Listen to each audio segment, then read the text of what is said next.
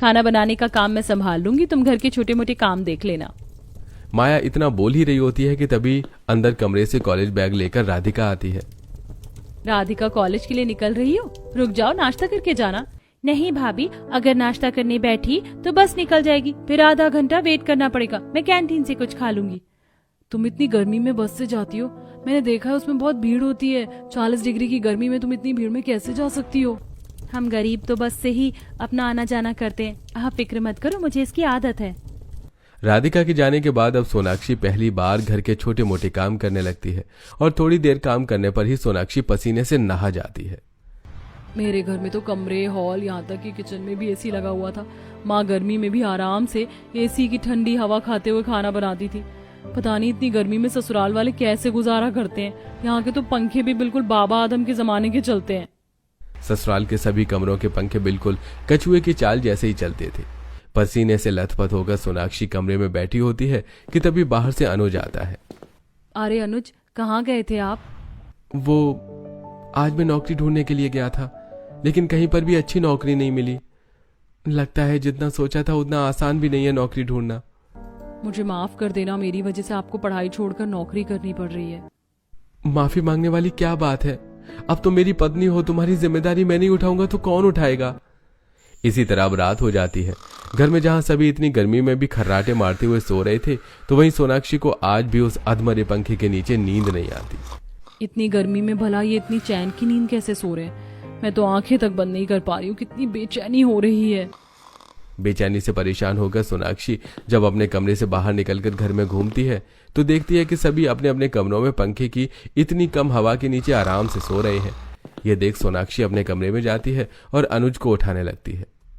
उठिए ना, मुझे नींद नहीं आ रही है। अरे गिनती जाओ, 1 से लेकर 100 तक आ जाएगी। अनुज, आपको तो पता है ना कि मुझे एसी में रहने की आदत है। मैं तो पंखे में भी गुजारा कर लेती, लेकिन जरा इस पंखे को तो देखो। घर में सभी पंखे ऐसे ही चलते हैं, आप सब तो आराम से सो रहे हैं, लेकिन मैं क्या करूं? सोनाक्षी, तुम जानती हो कि अभी मेरी नौकरी नहीं लगी है और भैया से मैं भला कैसे पैसे मांगू? कुछ दिन रुक जाओ। मेरे पास एक आइडिया है, क्यों ना मैं भी जॉब कर लूं। इस तरह हम चाहें तो अपनी पढ़ाई भी वापस शुरू कर सकते हैं और नौकरी होगी तो किसी से पैसे लेने की भी जरूरत नहीं पड़ेगी। फिर तो मैं सबसे पहले अपने रूम के लिए तेज हवा देने वाला पंखा लेकर आऊंगी। अनुज को सोनाक्षी की बात ठीक लगती है और अब अगले दिन ही सोनाक्षी अपने साथ लाई कुछ डिग्रियों को लेकर कंपनी में इंटरव्यू देने के लिए जाती है। लेकिन कहीं सोनाक्षी को जॉब पसंद नहीं आती तो कहीं उसे सैलरी कम मिलती है और आखिर में सोनाक्षी जब एक और कंपनी में इंटरव्यू देती है।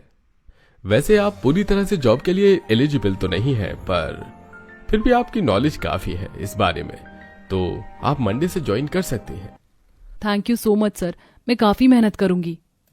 जॉब मिल जाने पर सोनाक्षी काफी खुश होती है कि तभी इंटरव्यूअर के पास एक कॉल आता है, जिसे सुन वो दोबारा से सोनाक्षी को केबिन में बुलाता है। जी सर, आपने बुलाया? वो मैं कह रहा था कि आप जॉब के लिए एलिजिबल नहीं है तो आप ज्वाइन नहीं कर सकते। पर सर, आपने ही तो कहा था कि मैं मंडे से ज्वाइन कर सकती हूँ, एकदम से अचानक क्या हुआ? इंटरव्यूअर के पास किसी और का नहीं बल्कि सोनाक्षी के पिता का ही कॉल आया था। सोनाक्षी के जाने के बाद भी विजय ने सोनाक्षी पर नजर रखी हुई थी, तो वहीं दूसरी तरफ दिन तो दिन रात में भी सोनाक्षी को गर्मी से राहत नहीं मिलती। जैसे तैसे कर सोनाक्षी की आंख लगती है कि तभी अचानक मोहल्ले की लाइट भाग जाती है और वो मर मर के चलने वाला पंखा भी पूरी तरह से बंद हो जाता है। यार क्या मुसीबत है, इतने दिनों में आज जाकर तो थोड़ी आंख लगी थी, वो भी इस बिजली विभाग वालों ने छीन ली। सोनाक्षी सारी रात गर्मी से काफी परेशान होती है और अगले दिन इस बारे में अपनी जेठानी से बात करती है। मैं आप सबको देखती हूँ कि आप लोग बिना पंखे के भी आराम से सो जाते हैं। आप लोगों के कमरे का पंखा कितना स्लो चल रहा होता है। भला इतनी गर्मी में आपको नींद कैसे आ जाती है? पहले शुरुआत में दिक्कत होती थी, लेकिन धीरे धीरे आदत पड़ गई। तुम भी कोशिश करोगी तो कुछ समय में तुम्हें भी आदत पड़ जाएगी। आज रात जब सोनाक्षी कमरे में जाती है तो लेटने की बजाय बैठी रहती है, जिसे देख सोनाक्षी, तुम लेट क्यों नहीं रही हो? नींद नहीं आ रही है क्या? इस पंखे के नीचे भला नींद कैसे आएगी? तुम्हारी परेशानी समझता हूं, लेकिन क्या करूं, मैं भी मजबूर हूं। पर मेरे पास एक आइडिया है। अनुज सोनाक्षी को आंगन में ले जाता है, जहां दोनों पति पत्नी ठंडी हवा में आराम से सोते हैं। लेकिन थोड़ी देर में मच्छर का झुंड सोनाक्षी पर हमला कर देता है। मायके में मैं एसी में जितने आराम से सोई थी उससे डबल तकलीफ अपने ससुराल में हो रही है। मन तो कर रहा है एक एक करके सारे मच्छरों को काट दूं। गर्मी से परेशान होते हुए सोनाक्षी को अपने कुछ बीते हुए दिन याद आने लगते हैं। पापा कब ठीक होगा मेरे कमरे का एसी? मुझसे गर्मी में बिल्कुल नहीं रहा जा रहा। अरे बेटा, मैं एसी ठीक नहीं करवा रहा, बल्कि नया एसी लगवा रहा हूँ, ताकि दोबारा से एसी खराब ना हो और मेरी गुड़िया रानी परेशान ना हो। अपनी पुरानी बातों को याद करते हुए सोनाक्षी की आंखें भर आती हैं। तो वहीं दूसरी तरफ अभी तक अनुज को कहीं नौकरी नहीं मिली होती। भैया क्या करूं, कुछ समझ में नहीं आ रहा, कहीं अच्छी जगह नौकरी नहीं मिल रही, सब बस दिहाड़ी मजदूर का काम देने में लगे हुए हैं।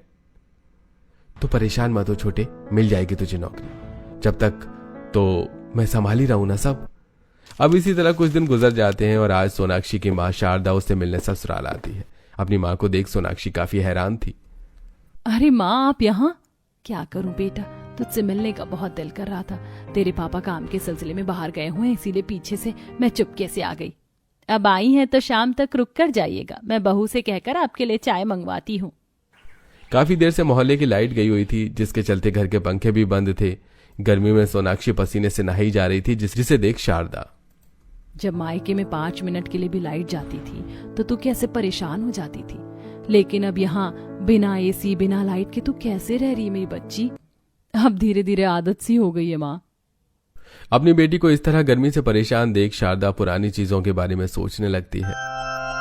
सोनाक्षी बेटा, तू ठंडा ठंडा जूस पी, आ जाएगी थोड़ी देर में लाइट। माँ कब आएगी? आधा घंटा हो गया लाइट को गए हुए। पापा आप इन्वर्टर क्यों नहीं लगा देते? मेरी बच्ची, कल तक लगवा दूंगा इन्वर्टर, तुम परेशान मत हो। अपनी बेटी से मिल शारदा वापस घर आ जाती है। तो वहीं धीरे धीरे सोनाक्षी को भी बिना पंखे और गर्मी में सोने की आदत पड़ चुकी थी। हर दिन की तरह कई जगहों पर इंटरव्यू देकर सोनाक्षी घर लौट रही होती है कि तभी उसे रास्ते में उसकी कंप्यूटर टीचर अर्चना मिलती है। अरे सोनाक्षी बेटा, तुम यहाँ कैसी हो? बड़े दिनों बाद मिली हो, कहीं जा रही थी क्या? मैं तो ठीक हूँ टीचर, आप कैसी हैं? बस अभी कुछ कंपनी में इंटरव्यू देकर आ रही हूँ, लेकिन कहीं पर भी मुझे जॉब नहीं मिल रही। अरे तुम तो कंप्यूटर चलाने में इतनी एक्सपर्ट हो, कितनी नॉलेज है तुम्हें, फिर भी तुम्हें कहीं जॉब नहीं मिल रही। वैसे मेरे इंस्टीट्यूट में एक टीचर की जॉब है, अगर तुम चाहो तो वो कर सकती हो। तुम बच्चों को काफी अच्छे से कंप्यूटर सिखाओगी। सच्ची टीचर, मैं वो जॉब कर सकती हूँ? सोनाक्षी ने जिस इंस्टीट्यूट से कंप्यूटर सीखा था, अब उसी इंस्टीट्यूट में उसकी जॉब लग जाती है। और तकरीबन 1 महीने बाद जब सोनाक्षी को उसकी पहली सैलरी मिलती है तो वो काफी खुश होकर घर आती है। मैंने तो कभी सोचा भी नहीं था कि लाइफ में मुझे भी जॉब करनी पड़ेगी। वैसे आज मेरी सैलरी भी मिल गई है। मैं तो सोच रही हूँ अब सभी के कमरों के लिए सबसे पहले पंखे ले आऊं। सोनाक्षी, तुमने इतना सोचा, यही हमारे लिए काफी है। लेकिन तुम्हें अपनी मेहनत की कमाई हम लोगों पर खर्च करने की कोई जरूरत नहीं है। तुम्हारे पापा यही सोचते हैं कि मैंने तुमसे शादी सिर्फ तुम्हारे पैसों के लिए की है, लेकिन ऐसा नहीं है। अनुज बिल्कुल ठीक कह रहा है, तुम हमारी बात का गलत मतलब मत लेना, पर इससे तुम अपनी जरूरत को पूरा करो। कुछ दिनों में अब अनुज को भी एक दुकान पर अकाउंट संभालने का काम मिल जाता है। और जब अनुज को उसकी पहली सैलरी मिलती है तो वो उससे सोनाक्षी के लिए कूलर लेकर आता है। एसी न सही, लेकिन सोनाक्षी मैं तुम्हारे लिए कूलर ले आया हूँ। फिलहाल तुम इसकी ठंडी हवा में आराम से सो सकती हो। अनुज, मुझे ये कूलर नहीं चाहिए। लेकिन क्यों सोनाक्षी, तुम्हें तो गर्मी में सोने की आदत नहीं है ना, तो अब तुम कूलर की ठंडी हवा में सोना क्यों नहीं चाहती? क्योंकि मैं खुद कूलर की ठंडी हवा में सोकर आप लोगों को इस तरह गर्मी से परेशान होते हुए नहीं देख सकती। अगर मेरे कमरे के लिए कूलर आया तो घर के बाकी लोगों के कमरों के लिए भी कूलर आएगा।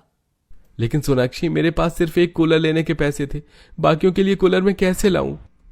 मेरे पास पैसे हैं, क्या आप लोग मुझे अपने परिवार का हिस्सा नहीं समझते? मेरे पापा की वजह से आप लोग मेरे साथ इतनी बेरुखी कैसे कर सकते हैं? ऐसा नहीं है, तुम गलत समझ रही हो। ऐसा नहीं है तो मुझे आप लोगों के लिए कूलर लाने दीजिए।